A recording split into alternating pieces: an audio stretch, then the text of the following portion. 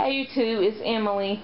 I know y'all haven't seen me in a while. I basically fell off for the week behind Thanksgiving, so I ate bad for like a whole week almost. I did gain some weight back. According to my old scale, the Wednesday before Thanksgiving, I had reached 210 pounds. And like I said, I was having some problems with my old scale, so I went out and bought this new scale from Walmart. It's the health meter, and I really like it. It's very consistent, and I'm going to go ahead and weigh myself for December the 8th, and my weight is 214.6.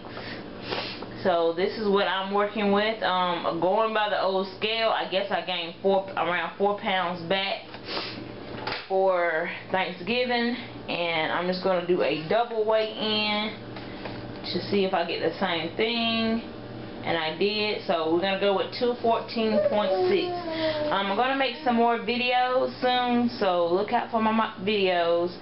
I got some videos on my old channel as well for Ashton, so if you're a subscriber of Miss PYT09, check out that channel for Ashton's